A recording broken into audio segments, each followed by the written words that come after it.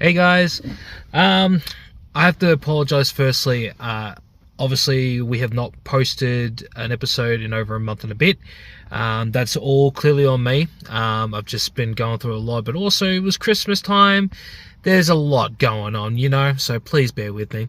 But I have to firstly apologize to my guests because unfortunately, when we were recording this, my computer decided to stuff up and eventually cut out when we were in the interview. So I do apologize to Kris and Christian on this one, but we did get a lot out of this. It was actually a really fun interview and I had so much fun. But I haven't asked them this yet, but if everything goes well, I would love to have them on again and tell more about the story of this movie, because it's going to be absolutely amazing. So sit back, relax, and enjoy the show. What If It's Cool is proudly brought to you by Respo Clothing. Feel like a champion by wearing the merch from all the stars, including Luke Resner, B Squared, Savannah Rowe, John Stop Action, Nova Nichols, The Cooters, and my personal favourite, Conflict Axiom. So feel like a champion by checking out Respo Clothing. They can be found on Facebook and on Instagram. In the mood for some wrestling? Make sure to check out the Melbourne Wrestling Show every Thursday at 10 PM on Channel 31. Need a custom entrance video, graphic, or hyperreel made? Make sure to check out Goated Wrestling Media on Instagram so you too can be the greatest of all time. Want your best dance moves or sporting event captured on film? Make sure to check out Have a Nice Day Productions, where every day is a nice day. Need some promo shots or your event filmed and edited? Or make sure to check out Adrian Casco Media for all your media needs. Want to stand out from the crowd with an amazing photo shoot? Or make sure to check out Jamster Photography so you too can stand out from the crowd.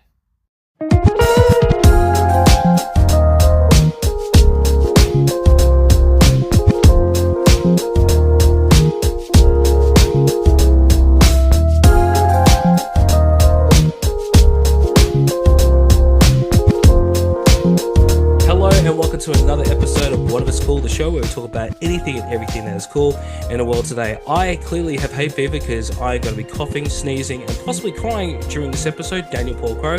And with me is the director, writer, and one of the stars of the new movie Misfits, Kris and Christian. How are you guys? Doing great. Yeah. Well, we don't generally get a lot of people reaching out to us, and when you guys reached out to me, I was like, oh, this is, we're finally, moving on up. And the rest of the gang on What If It's Cool was like, yeah, this is pretty cool. What firstly, and this is not me kissing my own ass, I just wanted to say why. What drew you to reach out to us?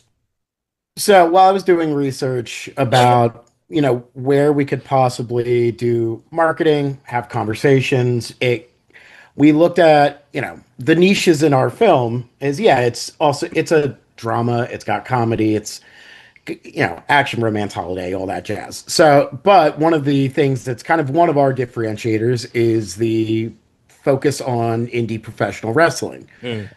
So we started looking around at different media outlets that had interest in that indie, not just, no offense to the WWE, they're welcome to pay me money if they'd like to, but good luck with that shit. At the end of the day, a lot of it, and it's been in a couple of our reviews, there's a bit of a love letter to indie wrestling, and with that, we found you guys and a couple other, both US and also Australia, Europe, outlets that have a focus on professional wrestling, and we thought that it would create some cool conversations because yes, we are going to do the ones that are focused on film and directing and acting, all that jazz, but it's also a cool thing to talk about because we're both wrestling fans. Christian's a little bit more current than I am, but we both obviously dug it, so we saw you guys. We liked a lot of your content, so we thought it would be a good place to have a conversation. No, that's really good to hear because in the beginnings of What It Was Called, that's what we wanted to do, and but it's only taken nearly 6 years, but we finally got to that point where we can actually do stuff like this, and I'm really wrapped that you guys dig that vibe, and I'm really happy to have you guys on here. So In speaking of the whole wrestling thing, like obviously everyone in on the show, with exception of my son and Richard, all work in wrestling. Do any of you guys actually work in wrestling at all? So no, so we don't. Obviously, they Christian and Sam trained for the fight. Both Santa Crusher, who is played by John Schultz, is a pretty big wrestler here in outside of Philadelphia, Pennsylvania, in the U.S. He goes by J.S. Hawthorne, and then the female wrestler is Zoe Cannon. She's also pretty big around here, as well as our two goons, Holbert and Chris Rodriguez, are all members of a local professional wrestling organization. Tour the country. I think Charlie just went to Germany. Uh, so some of our cast was our, I guess, the principal creatives. No, I could never get in a ring. Oh, I love it. Oh, I know you loved it, but Yeah. the most athletic thing I've done in the last 20 years was Pick up your drink. I did I'm playing. I love one, fuck you. Two, when we did in the film, uh, Christian, Jacob, and Sam fall off a roof. I jumped off and did a flip, He did. landed on my feet. It will never be repeated again. I couldn't do it if you paid me $1 million. But that's the pinnacle. Like Yeah. nothing will be better than that for me. So it's probably best I don't get in the ring. I'm old. My knees don't work. Well, you jumped in. You hit the ropes a few times. Oh well, of course I did because I've never been in a professional wrestling. Well, Of course I did. you also want to show your, people like, anything that could be considered dangerous. You want to show them that I can do it too. So, Yeah, you know, could do it, I mean, I shouldn't, didn't. but I would have done it if you guys were like, well, do you think you'll take the, can we suplex you? I would have done it for the film. I'm glad you didn't ask though. No, I was good. I was like, oh, I'll just do it. I'd be very careful of doing that because I stupidly said one day to my cousin, "Oh yeah, no, I reckon I'll be part of the show." "Oh yeah, you want me to get super kick? Yeah, that's okay." Bang, get a black eye, Yeah. and then all of a sudden, "Oh Hmm. yeah, you want me to go through a table? Yeah, let's do it. Let's do it." Yeah, tore my pec, which still is in fucking pain. Thanks, LJ. Oh wait, so we're gonna be in gimmick. Sorry, thank you, Matty Wild, you bastard.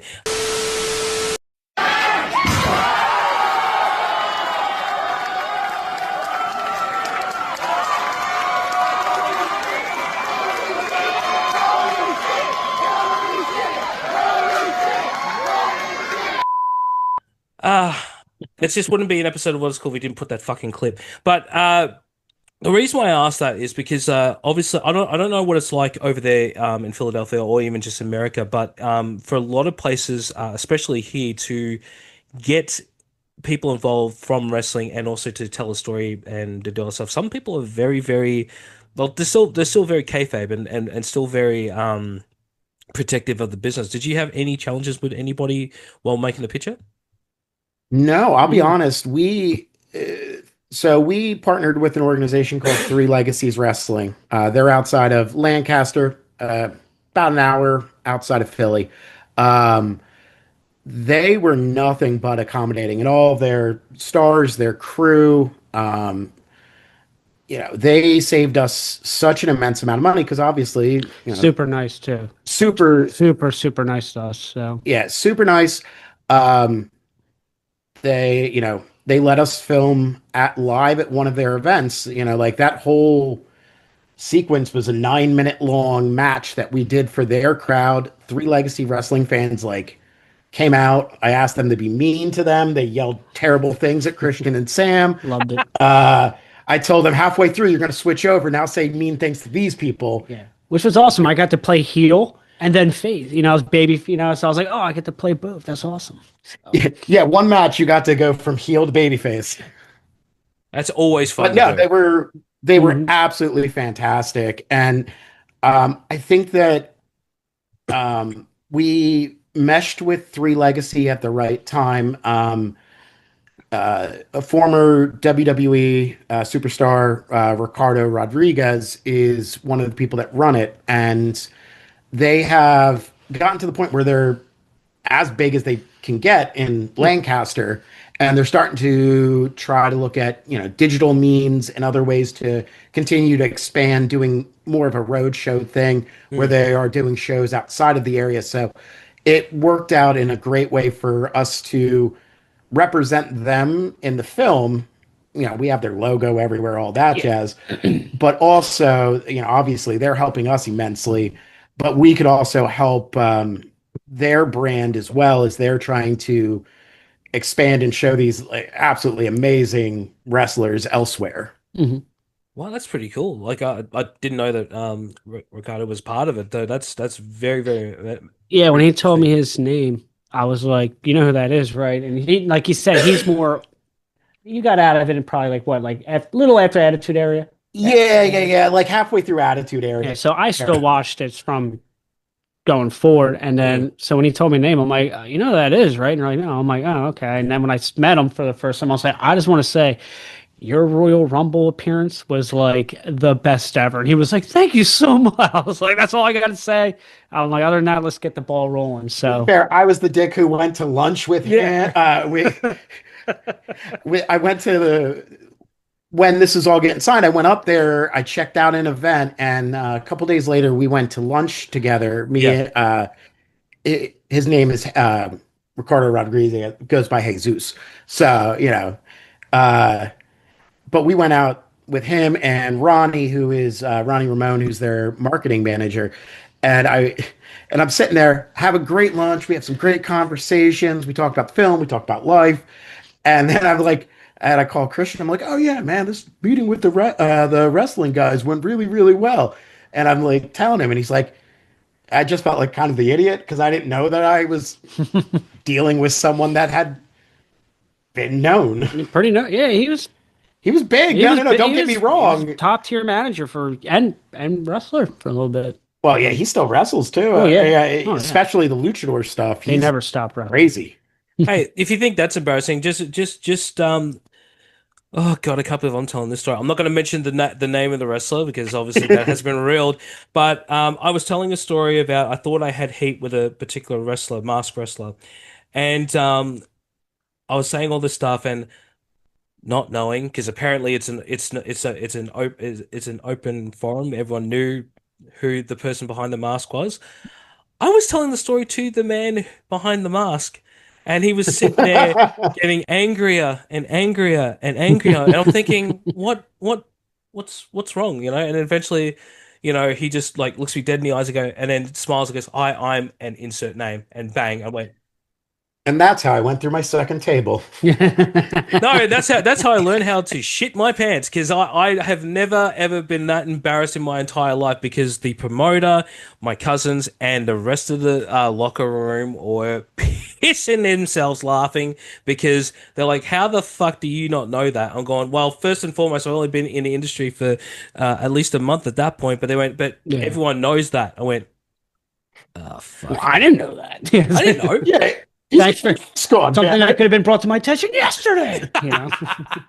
Nah, but because the gimmick that I was doing at the time was that I was a professional, the professor of professional wrestling, and I should know everything, but I fucking clearly didn't, and that's why it's actually that's the reason why we worst, too, dropped when that the gimmick.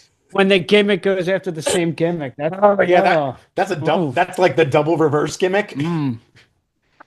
Well, talk me through with the whole project itself. How did it actually start? So not the writing process, but how did it actually start? Where did the idea come from?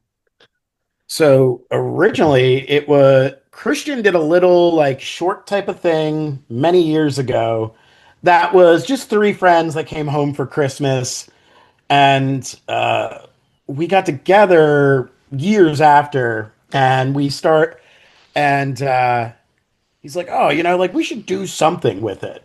And originally it was just supposed to be like short form, something like slapstick, 10 minutes long, something like that. And then I may have went into obsessive compulsive mode and wrote a 145-page script and brought it back like, here's the thing. He's like, can I also point out before we continue the fact that he never wrote anything before.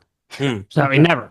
Now I've been doing this stuff for my whole life pretty much. Yeah. I just love doing that stuff. And he was like, "Oh, I wrote this script and for the idea." And I was like, and in my head, I'm like, "All right, this is gonna suck." You know what I mean? And I'm like, "This isn't gonna be a lot of red ink on the paper probably." And I read it and I was actually kind of pissed off because it was really, really good. And and which was great, and I was really proud of him that like any, I'm really big on creativity. I'm really big on stuff like that. So to see, because you're like in the computers and Yeah, so we've also known each other. Yeah.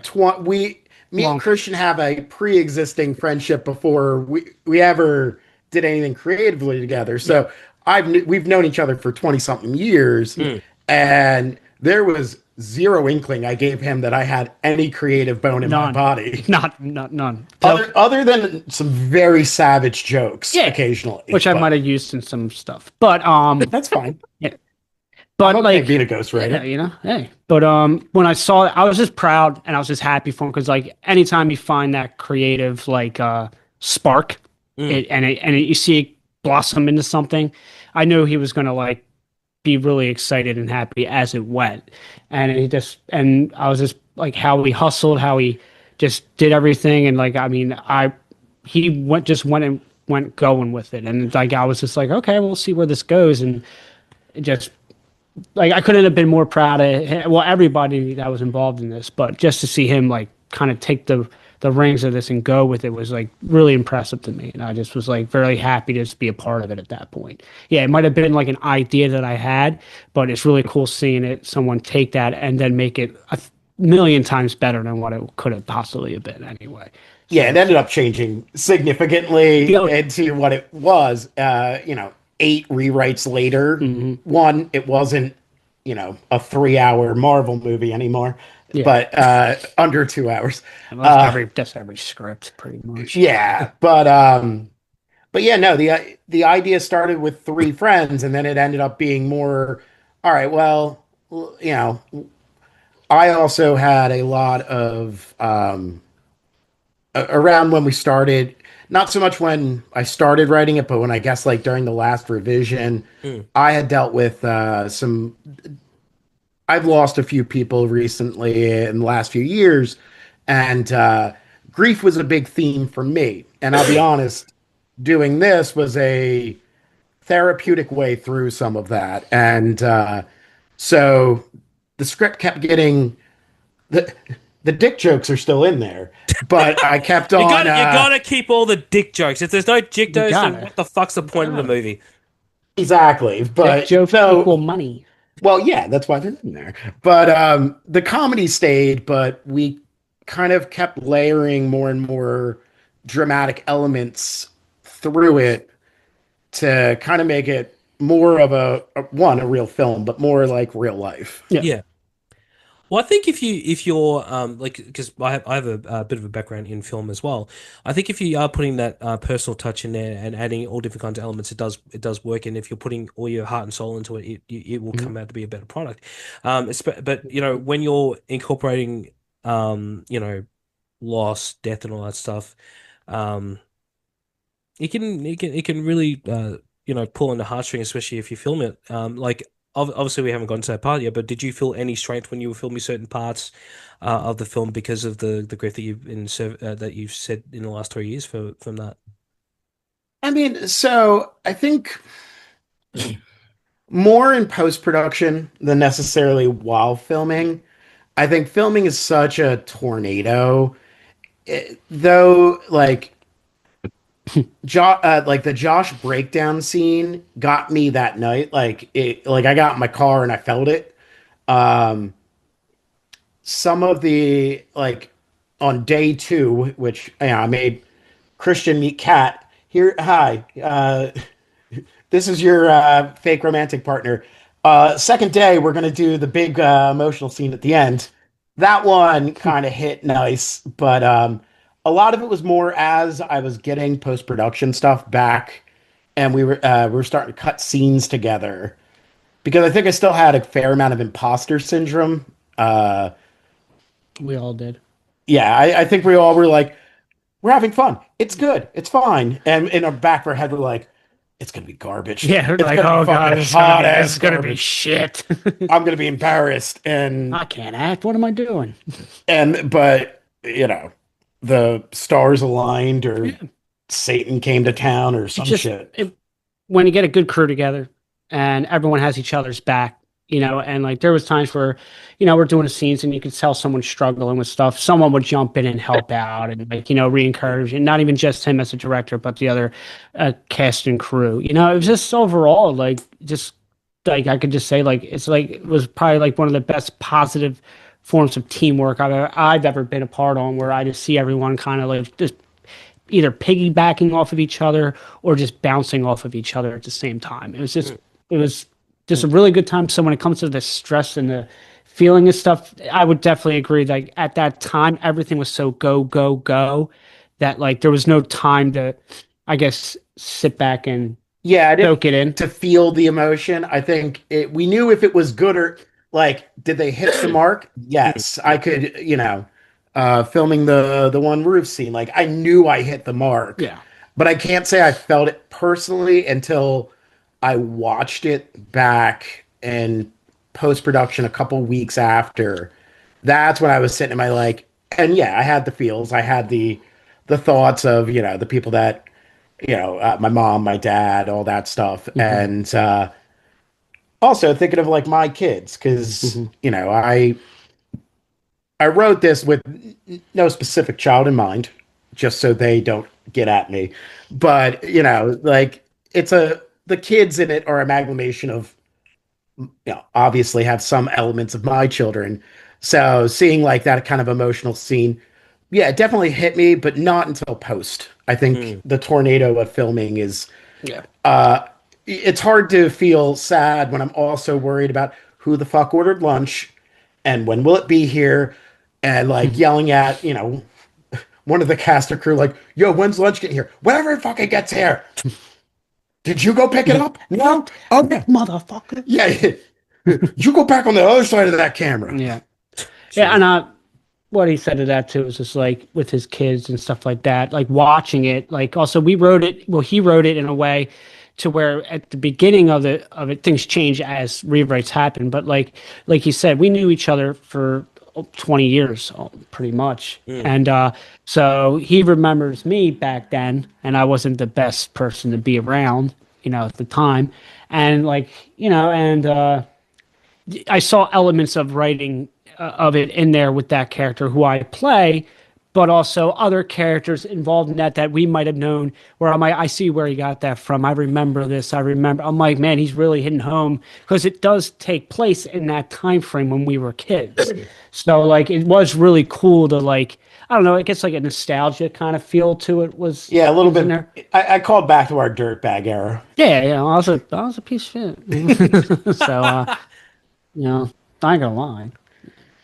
We all were, my friend. Yeah, Don't worry. true. Look, I'm a lot if better if now. we haven't improved since when we were younger, then we haven't really moved on, have we? Yeah. Well, what do you say? I'm an asshole, but I'm a lovable asshole. Yeah, I believe that's how I bill you when I talk about you. Yeah, that's about right. Though. I could say an Australian saying, but I don't want to bleep on this show.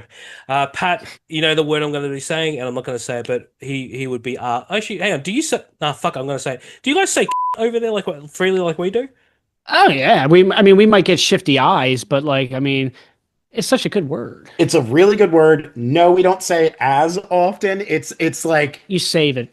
yeah, no, that like that's the big one. Like that's one of the bigger ones that you can use. Yeah. Yeah, no, that's our big. I know one, that but- you guys use it as more of like a punctuation mark, but like no, because how we do it is like they're a but they're our like that's how we Yeah. that's how we do it. Yeah. Okay. Ours is more like that word to us is like the end all be all of shut the fuck up. Yes. Pretty much. Like, yeah, you're a fucking and you're like, oh, you know what I Alright. mean? That we Yeah, see, that's That's- yeah. But I that's kind of the want a difference to us. T-shirt that says like you're a but you're my cunt. yeah. We Like that for my girlfriend. I hate to break it to you. We have them here in Australia, believe it or not. Oh, No, we're gonna have to damn. go. We're gonna have to go. No, but it's like Yeah, it's now like, I have to fly all the way around the world because I want a T-shirt. Yeah. no, it's like for us, like like oh, you're a mad or you're a sick, like that. Like that's just all like positivity. But like to anybody else who's not from Australia, they're like, Why are you That using sounds that word? like the most Yeah. surly And we would have to Australian use Boston type of thing. yeah. And then we'd Yeah, slyly like, yeah, we would slyly use with like abbreviations and stuff like that. Yeah, it'd be like see you next Tuesday, CUNT. Hey, what the hell? Stuff like that, Well, I we had should a lot point of out. dumb friends that wouldn't get that for like Nope. a week. Yep. You get a call Yep. like, It's perfect. dude, did you call me Well, a cunt the other day? Yeah. Why do you Yeah. say that? We said Tuesday. It's Friday. No, because for us, I don't know if you know about the Australian history. We were obviously we're colonized by the English, but the first convicts were I mean, who wasn't obviously at some point? no, of course, but the first settlers and everything were convicts, and they were obviously Welshmen, Englishmen, Irish, and obviously the words would come out, and bang, there we are. Yeah. That's our culture right there. Yeah, In we a got nutshell. worse. We got our Yeah. own, and especially in Philadelphia. So, Yeah, that's yeah. now getting popularized nowadays. So, Yeah, no, when it Is comes to is it the Australia, I PM, know. is it the PM slur that I'm guessing that you guys do? That was became popularized again thanks to Clicks too. the PM. I don't want to say it because it's pretty nasty. No, I know our big one is John. And that's just that means everything. So we'd be What, like, hey, did you John? get that John, Jawn? So I'd be like, yo, did you get that John? You're like, no, did you get the John? No, did you? And it could be like a pencil or like the car. Like, yo, did you go over and check out that John Wait, over there? what? Oh, yeah. What the- Yeah. Dude, a yeah. John is can this? literally be Anything. anything that is a noun. Sometimes you can use it as a verb. Yep. True. Yeah, no, John is a big word. I'm trying to think of some of the other ones. I've just lost my fucking mind. What, John? Yeah, now you got a new word that you can Yeah. use over Oh, there. I'm You're sorry welcome. doing that. We just made it in. Oh, look at that. We're going to be in like the Australian dictionary Yeah, soon. that's pretty. High five. But But, we've had people from Philadelphia come here. I've never heard one of them actually say that. Maybe they were just too afraid to express there it would here. be- Yeah, you might hear sometimes we could be talking to one person, but it's use guys. Oh, yeah. We can't say full words. Yeah, That's we too don't- much work. Yeah, it's weird. Use- I know. Yeah, we don't Use- say use guys that often. Yeah, we go. Yeah, use guys, and I'm like, it's just me. Okay, all right. I guess I'm 5. All right. Yeah, no. We're welcome. After this, we can like trade a lexicon. If you could start using some Philly words. We start using some Australian words. Oh, Philadelphia's it's the best. I've heard a lot about Philadelphia. I definitely would love to check out Philadelphia. Yeah, I mean, especially as a wrestling fan, you should come down to South Philly and check out the old ECW arena. Of course, that is on the bucket list. Which I was a regular there as a young lad. I was To be fair, Sam wrestled there. True. Sam wrestled there, and I was. If you watch some ECW tape from back in the day, if you see the way the camera, if you remember it, and I was just a little kid, I met Cactus Jack, Chris Jericho, when he was the Lionheart, like all these guys that are huge. Steve Austin when he was stunning Steve Austin, it was so cool, and it doesn't register because they're like in ECW, so you're just like, oh yeah, that's great, and then next thing you know, you're like, why is he on WWE? You know what I mean? And you're like, oh my God, I met that guy like 80 times. He had hair. He had hair, yeah. Oh, that's pretty much how I feel about Buddy Murphy. Oh wait, what does he call himself now? Buddy Matthews. Buddy Matthews. I've known. I'm about to call it by his real name. Sorry, I've known him known of him, and like we played football together against each other since I was about 12, and I'll never forget when I saw him on NXT for the first time. I went, I'm not gonna say his name, but and it's still even to this day now. Like I'll look at him and go, oh yeah, that's him. It hasn't registered me that he's famous. Or anything yet, because it I've happens known him that for way. that long. Because I think like if we were to do anything now, for you guys like Emma, or what's her fucking name? Tenille Dashwood. Again, another person who I've seen come up the ranks. I still haven't registered that she's that big. Technically Rhea Ripley as well, because I met her ages ago too. Grayson Waller. Oh my God.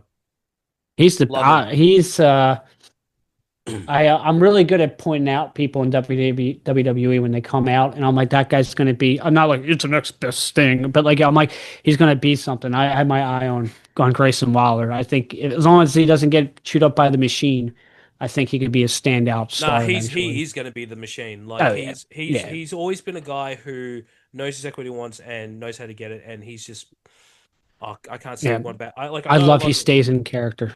I love that he stays in character even on podcasts. It's so good. He did that here as well. Like I remember he Yeah. came to Melbourne for a show. I can't remember what show it was, and I met him, and he was such a dick, like Yeah, I love it. absolute dick. And then I met him afterwards somewhere else, and then he was all nice. I'm like thinking, you're not a real dick, yes? Nah, dude, that's just fucking gimmick. I went, And also, Philadelphia loves Grayson Waller because when he came over here, he decided he is now a Philadelphia Eagles fan.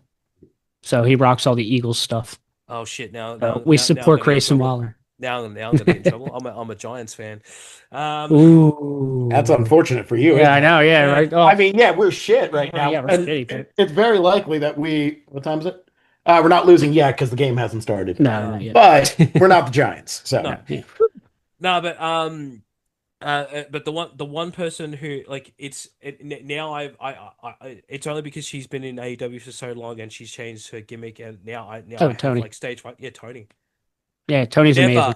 Never ever had one bad experience with her. She was always nice and always sweet. That's and she awesome. deserves everything that she gets, and I'm so fucking That's proud cool. of her. Yeah. Mm-hmm. Even though she wasn't actually born in Australia, but still, Yeah. a lot of people forget that. But yeah, Mm-hmm. I still love her. But now I get like, if I ever get her on this show, I'm gonna be fucking starstruck. I won't be like the normal guy that she met years and years ago. I'm gonna be like, yeah, hi Tony. So what's your favorite thing? No, I'm definitely gonna be like that.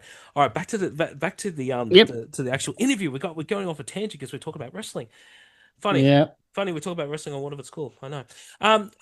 So how long did the actual process of the full script? So not just like the rewrites, but the full script. How long did it actually take for you to get that done?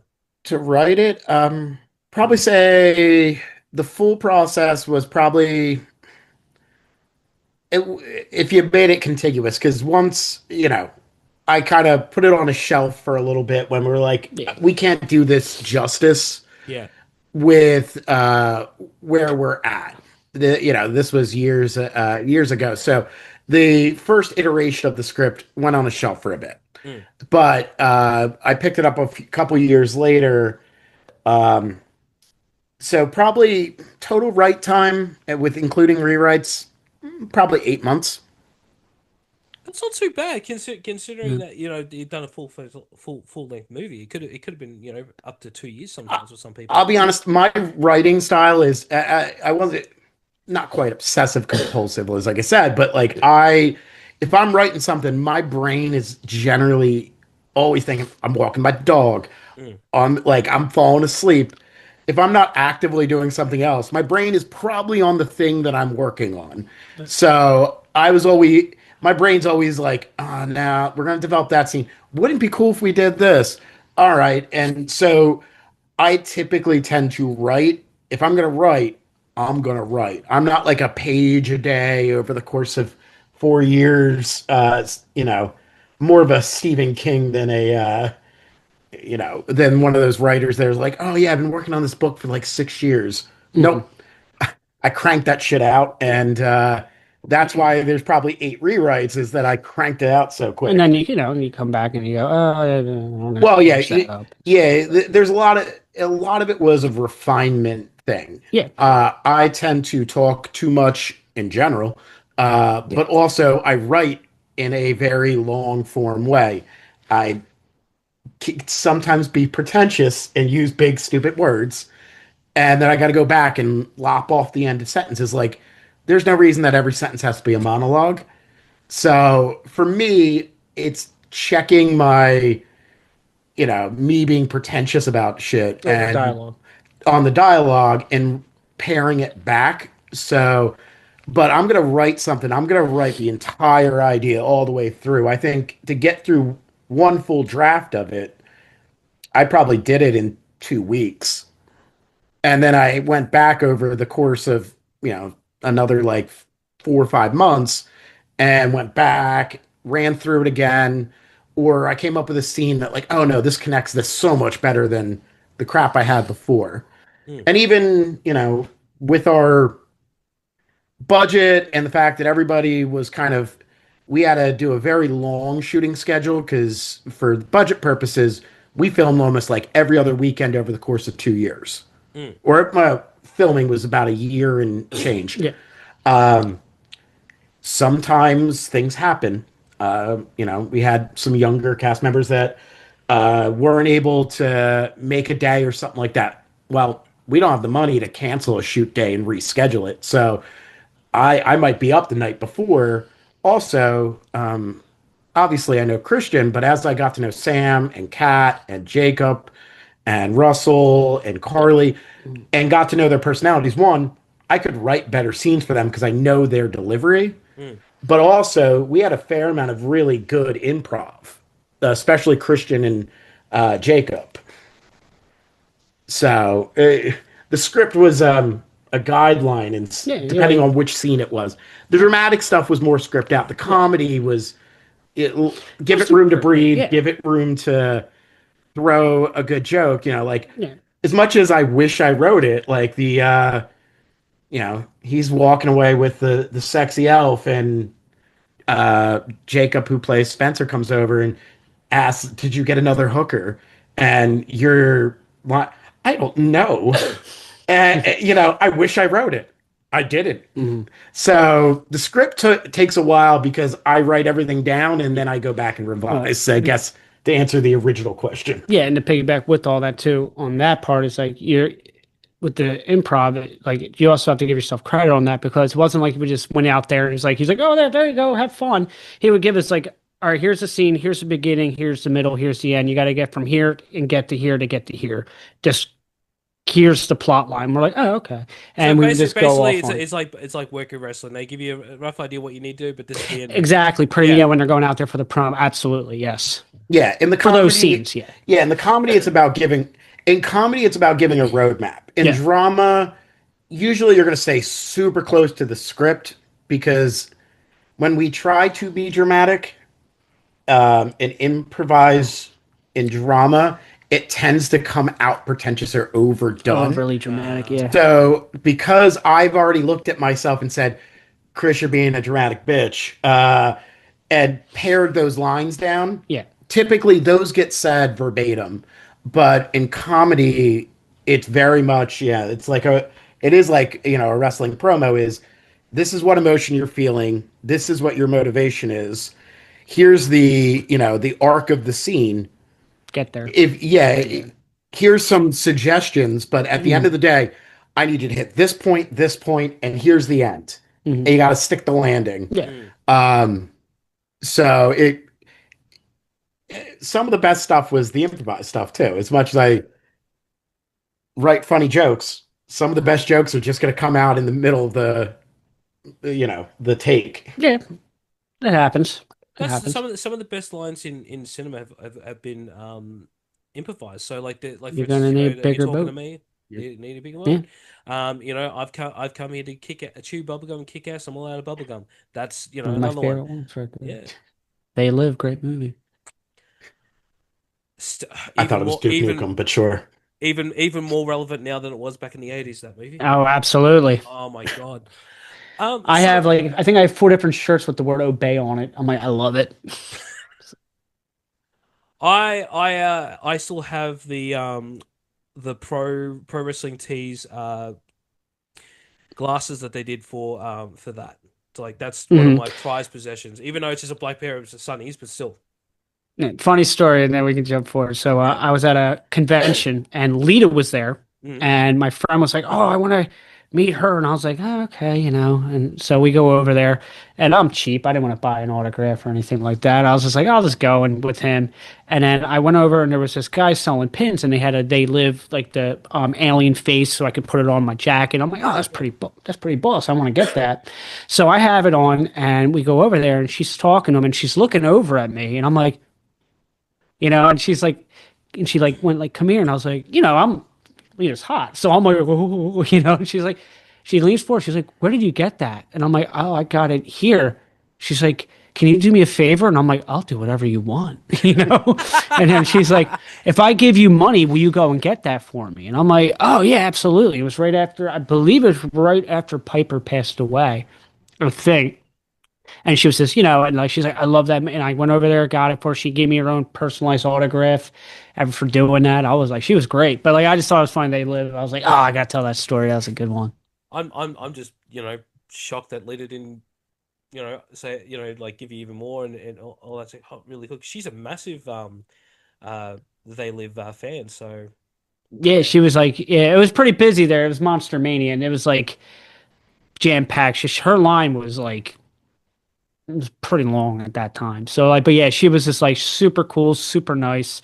And but I was just, I thought we brought up They Live, and I was like, oh, that's attached to wrestling, and here's a good story.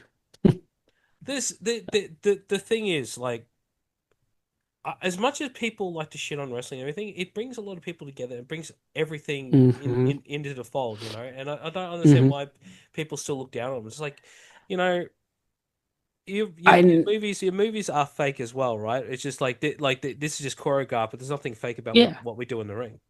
I think it's just that it's still like considered like that it's for some reason they still look at it like this carny like oh you shouldn't be I can't let anyone know the business still has carnies. I can vouch for that. I can vouch for that. Oh yeah. I think so I think you even go historical. You got like your gladiators, and then you had like your Shakespeare theater, and like people like to think that they're better because they went to the theater versus went to. Well, I guess the gladiators did the whole death thing, maybe not so much. Yeah.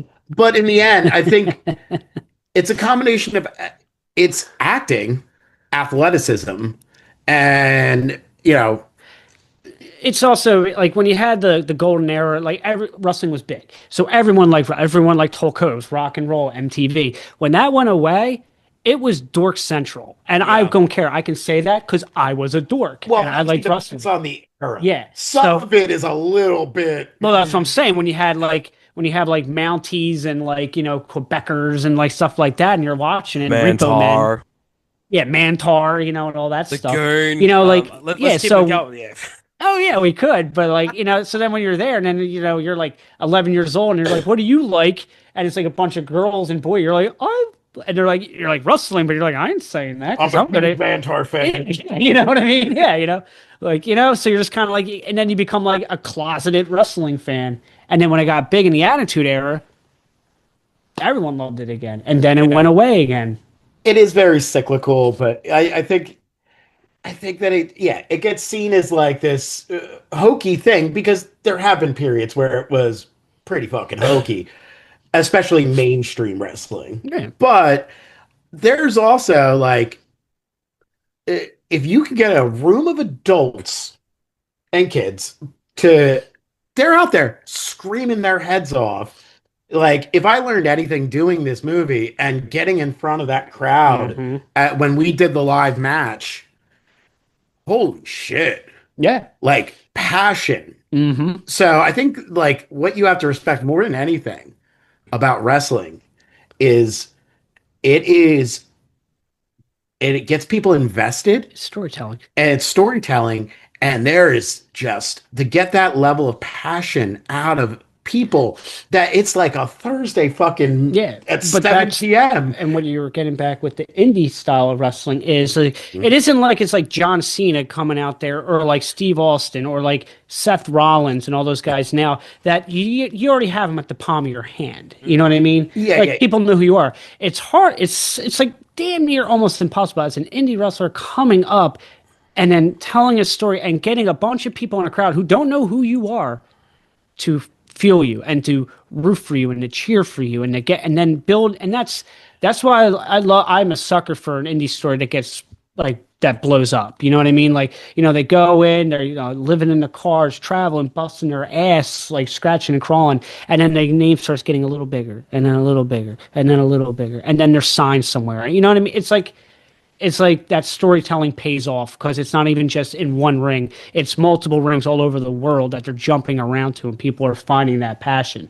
And I think that's part of this film in a way. It's also like finding that passion between like this family that no one gives a shit about, but they're working together to uproot that, and to get better. So, there's all these little things that are mixed into it that maybe the viewer might not notice it, but like reading it and going through it, you're like, there it is. That's the heart of the story. It's not just wrestling. It's not wrestling, and generally speaking, it's that family of like love and working hard to get something, and staying together. Yeah. So. And to be fair, with John Cena, if he showed up, I'd faint like one of those fucking fainting goats.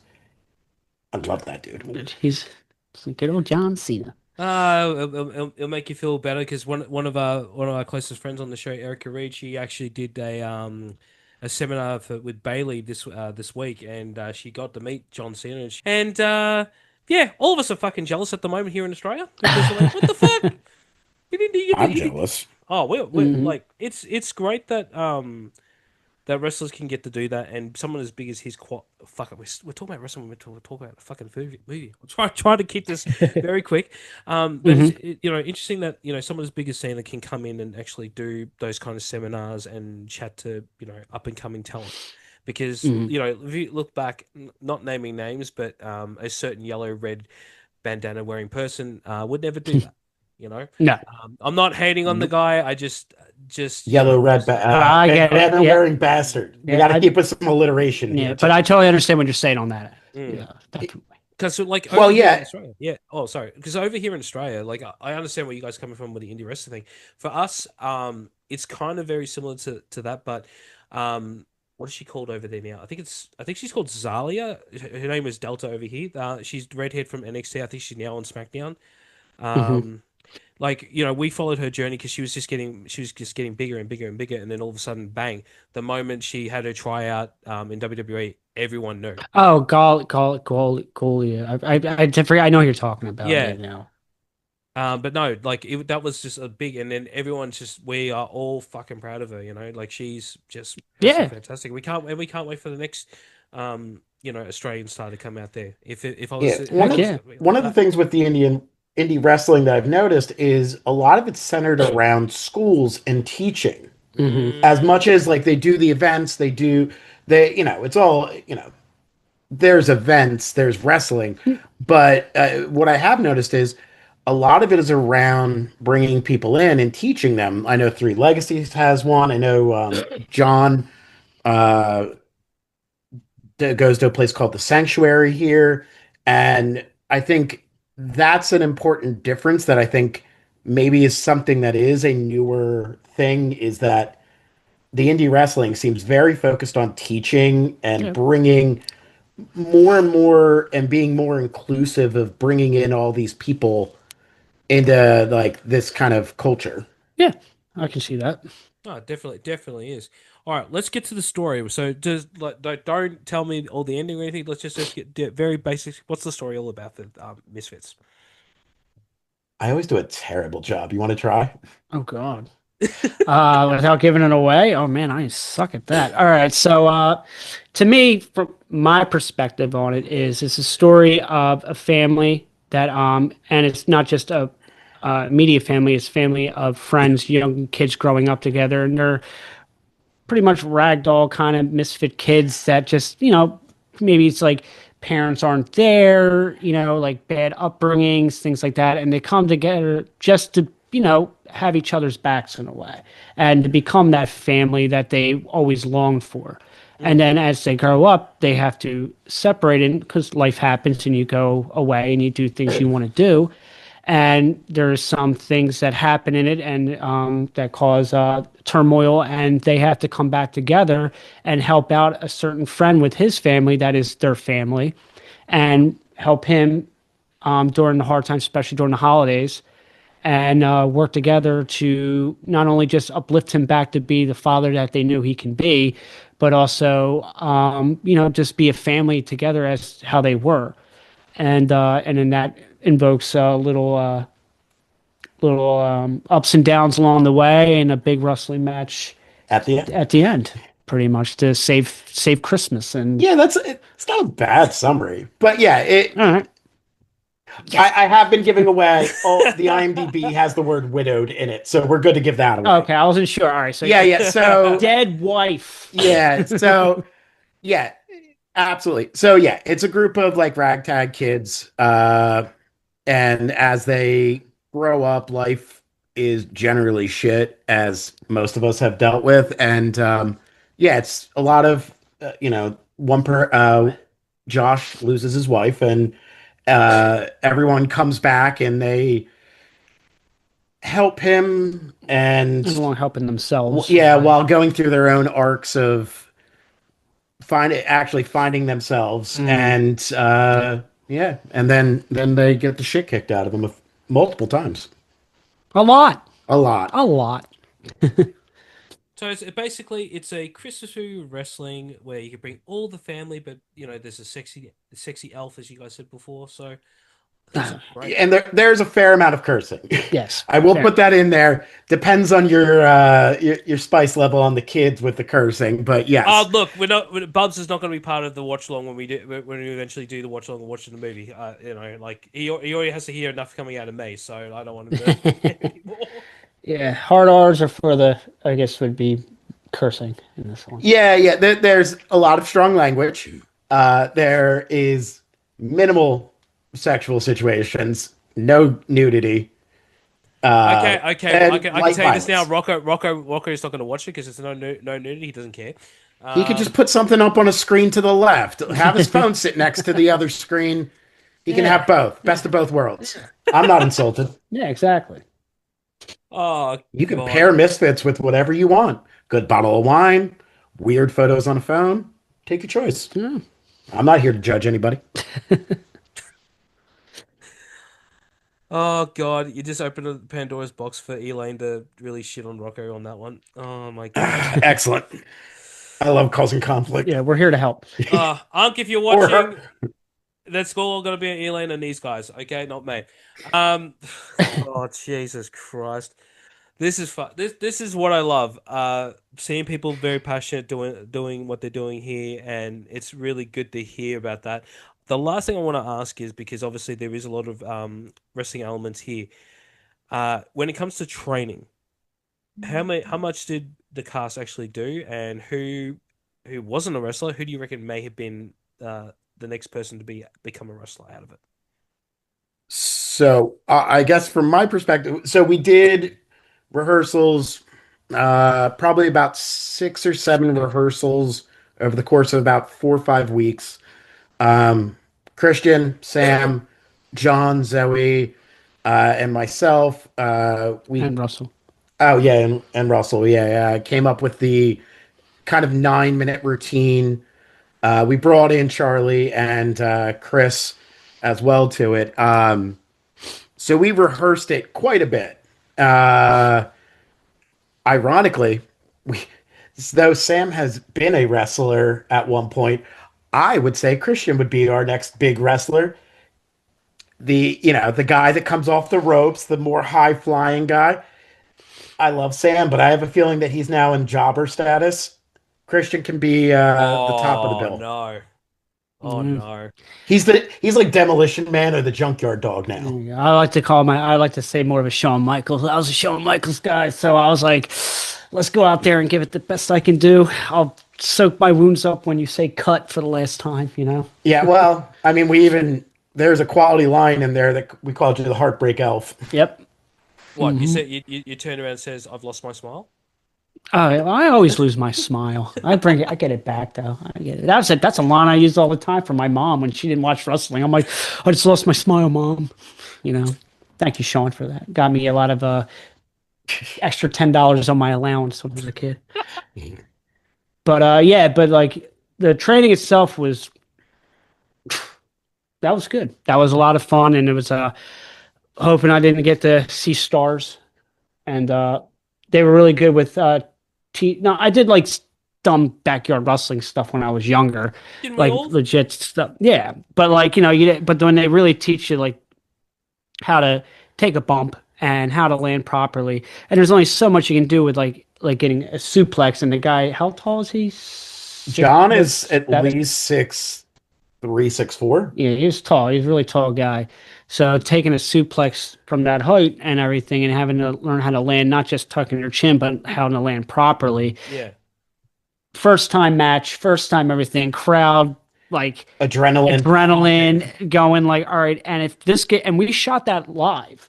Yeah. So like, there's no room for mistakes. If like something happened, we're screwed. So like, it was pretty intense. And like, just luckily, it was me and Sam and John and everybody. And Zoe were able to just, I don't know, just like click in and like just work together and able to tell this story without a lot of problems that happened in there. and just work through it. But like the training itself was it was pretty intense. You know? Yeah, it was an intense like seven or so sessions, and it was kind of like John and Zoe doing a boot camp Yeah. for Sam, who hadn't been in a ring since ECW, which he was only in briefly, 20 years ago. Yeah. And Christian not technically being in a ring ever. Russell had never been in a ring. But between, John, Zoe, Kris, and Charlie, like they helped guide us because again, I knew what I wanted the arc to be. I had ideas what cool moves were that would work cinematography wise, but I also did not know how any of this works. So I needed them from the technician standpoint to tell me, like, all right, here's the story. How are we going to do it? So it ends up being, And there you have it. There's the full episode there. Again, sorry guys. That's the problem with having a laptop that sucks. It is what it is. But with that being said, don't forget to like, share, and subscribe to the show wherever you get your podcasts. Want more from What If It's Cool? Make sure to check out the YouTube channel where you can find the video portions of this podcast as well as some interesting videos. And don't forget to follow What If It's Cool on all socials. It can be found at What If It's Cool. Keep that sport coming. And I'm stuffing up the the outro. But for as little as $7 a month, you can get your name in the credits just like these people. Get exclusive videos, live streams, and a whole bunch of content that you will not see anywhere else. So please consider subscribing to our Patreon. And until next time, I'll catch you on next month. Peace.